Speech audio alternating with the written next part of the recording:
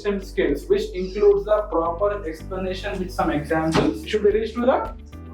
Because so many people will use a similar by just seeing only the PPT. This is the HTML. This is the thing. This is the thing. You take the inputs of. You ask the questions. Any concerns from your side? So we should develop that things. Clear, guys, all of you? Any doubts?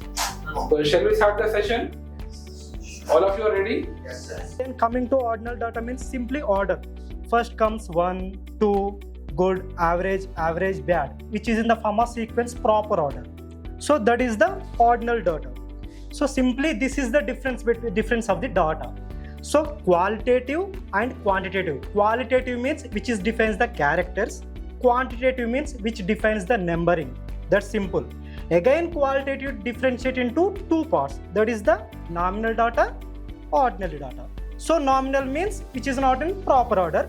Ordinal means which is in proper sequence order. That's enough.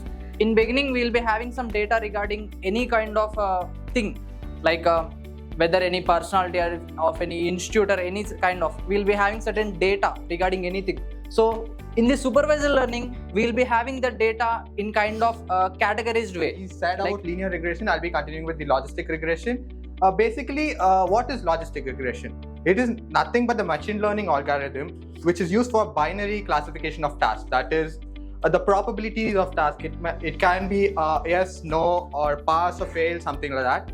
And it is a linear data. It is basically used for a linear data set. That is nothing but the relationship between the independent variable and the target variable can be separated by a straight line.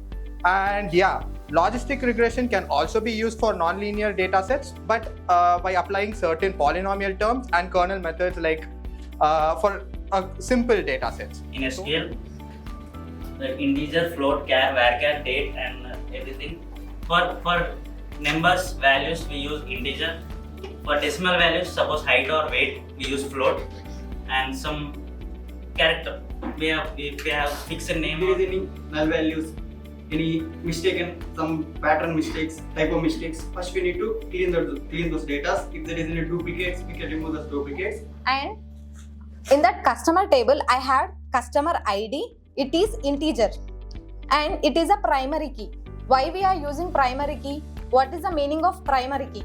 Primary key is nothing but having not null values and it is unique. So I am using primary. That is, we have to include that one. Last one is K. It is step function.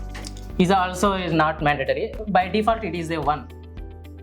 So if you want to print a 1 to 6 numbers, I want to take an example. Data, see here, the data look like this. First of all, we have to clean it. So let's start this. First of all, we have to see from the columns. Here, so we have to see here in that column names, are there any white spaces or something or anything? So we have to remove the spaces. For removing the spaces, we use a string method on this column name. We have to. We have director and star. Starts with the director with semicolons, and there are some rows are stars without directors or without stars also there. So here is the one symbol is pipe. After pipe, there are some rows. Some rows are.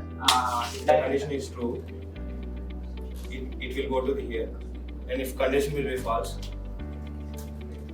it will go to here.